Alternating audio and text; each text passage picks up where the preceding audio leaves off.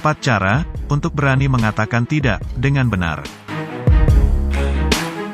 Belajar mengatakan tidak sangat penting untuk menjalani kehidupan yang lebih terkendali.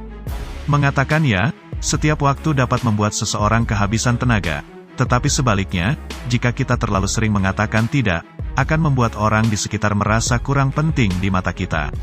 Sangat perlu untuk menjaga keseimbangan saat menetapkan batasan dengan orang lain, berkaitan dengan kata ya atau kata tidak. Dalam video ini, kita akan membahas bagaimana kita bisa belajar mengatakan tidak, tanpa merasa bersalah, atau tanpa menyakiti hubungan dengan orang lain. Kita harus tahu cara untuk menyampaikan kata tersebut secara benar dan efektif. Kami persembahkan untuk kalian, pemuda Indonesia dimanapun berada.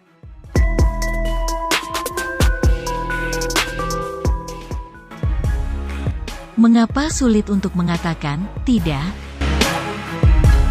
Tidak, itu adalah dua suku kata yang sederhana, namun memiliki makna dan bobot yang berat di baliknya.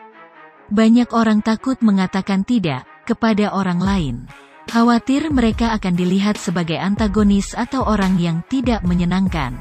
Akibatnya, seseorang akan lebih terdorong untuk mengatakan ya dengan terpaksa, karena itu bukan niat sebenarnya. Situasi tersebut akan memiliki efek yang merugikan di kemudian hari, seperti membebani diri kita dengan pekerjaan atau melakukan tugas tidak sepenuh hati. Karena kita sudah mengatakan ya, maka hal tersebut susah untuk ditarik kembali. Belajar mengatakan tidak adalah keterampilan yang diperlukan dalam komunikasi. Namun, mengatakan tidak bukan berarti kita menolak orang lain dan memutuskan hubungan dengan mereka. Masalahnya adalah, ada beberapa orang memiliki persepsi dan reaksi yang berbeda begitu mendengar kata tidak. Beberapa akan terpicu secara emosional, tersinggung dan merasa tidak dihargai. Sementara orang yang berpikiran terbuka akan menerimanya dengan lapang. Itu tergantung pada situasinya. Berikut beberapa cara untuk mengatakan tidak kepada orang lain dengan benar. Pertama, tambahkan kata lain pada penolakan kita.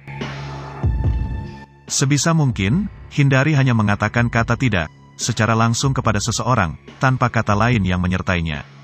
Hal itu akan memberi kesan negatif yang membuat orang lain melihat kita sebagai seseorang yang menyebalkan. Sebagai gantinya, kita bisa mengatakan tidak dengan sopan dan menambahkan kata-kata empati. Sampaikan niat kita yang sebenarnya untuk menolak permintaan orang lain. Kita dapat mencoba mengatakan, tidak, ini di luar kemampuanku. Maaf, aku tidak bisa. Kedua, berikan alasan mengapa kita mengatakan tidak.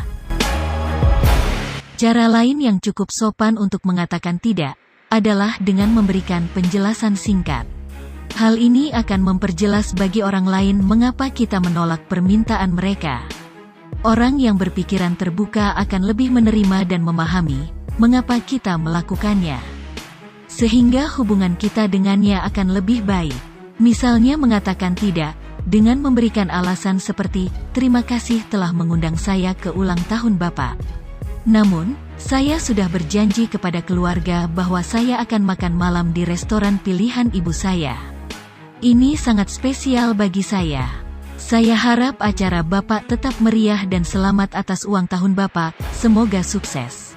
Saya harap acara Bapak tetap meriah dan selamat atas ulang tahun Bapak, semoga sukses. Tapi, sayangnya, saya sudah sibuk dengan proyek lain. Terima kasih atas pertimbangannya. Ketiga, biarkan opsi untuk tetap terbuka. Seringkali, kita tidak bisa mengatakan tidak, dengan arti sepenuhnya atau mutlak. Karena kadang kita berpikir masih dapat menerima permintaan orang lain, tetapi bukan untuk saat ini. Kita dapat mengatakan tidak, tetapi kita masih membiarkan pintu terbuka untuk kemungkinan kata ya, beberapa saat kemudian. Seperti, saya mengalami kesulitan saat ini karena sudah penuh dengan tugas.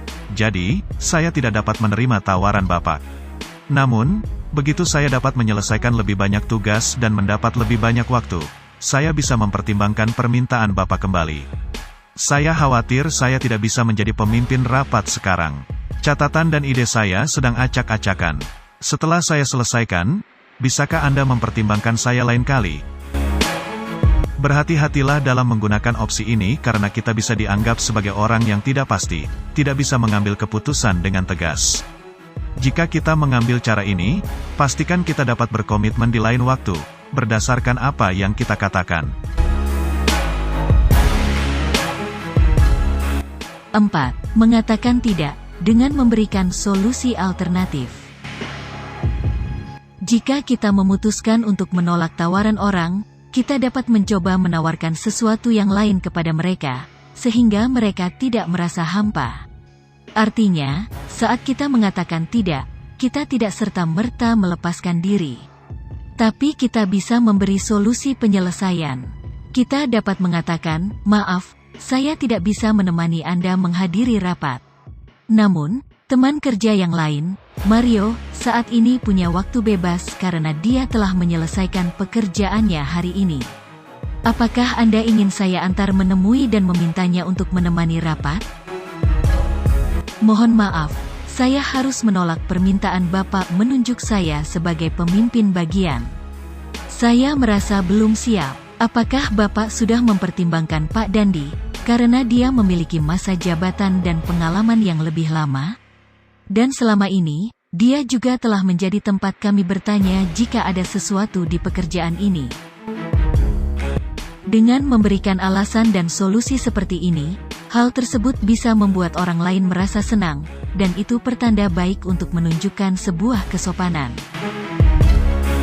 Kapan harus mengatakan tidak, dan bagaimana hal itu dapat menguntungkan kita? Salah satu unsur utama untuk mengatakan tidak adalah mengetahui diri sendiri dan kemampuan serta keterbatasan kalian dalam melakukan sesuatu.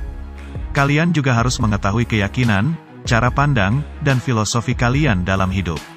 Dengan mengetahui diri sejati, kalian dapat menggunakannya sebagai ukuran kapan kalian harus mengatakan tidak. Misalnya, kalian dapat mengatakan tidak saat seseorang meminta kita untuk melakukan sesuatu yang bertentangan dengan keyakinan kita. Seseorang meminta kita untuk mengerjakan sesuatu di mana kita bukan ahlinya. Kita tahu bahwa akan terlalu memaksakan diri jika kita menerima pekerjaan tambahan di saat beban kerja kita masih sangat banyak. Orang lain meminta bantuan di mana jika kita memberinya, itu akan menggagalkan tujuan penting hidup kita, yang sudah lama kita bangun. Belajar mengatakan tidak, adalah salah satu keterampilan yang perlu dimasukkan ke dalam kehidupan kita. Kita tidak harus mengatakan, ya, untuk segala hal, hanya karena kita takut menyakiti atau mengecewakan orang lain. Dengan mempelajari cara mengomunikasikan kata tidak secara efektif, kita bisa mendapatkan manfaat seperti memiliki lebih banyak waktu untuk diri sendiri, sehingga kita dapat melakukan hal-hal yang penting. Memiliki jadwal yang lebih terkendali sehingga kita dapat mengatur waktu istirahat bila diperlukan. Berdiri teguh saat mengatakan tidak. Sebagian besar orang menyerah pada tekanan sosial, dan mereka merasa bersalah saat mengatakan tidak kepada orang lain. Sebaiknya jangan ragu untuk mengatakan tidak, jika kita tahu itu keputusan yang terbaik untuk diri kita. Kita juga dapat memanfaatkan waktu dengan lebih baik dan efisien.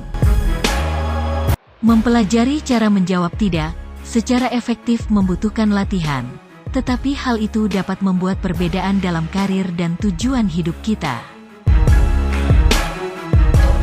Demikianlah bagaimana mengatakan tidak dengan benar dan efektif. Semoga bermanfaat. Salam.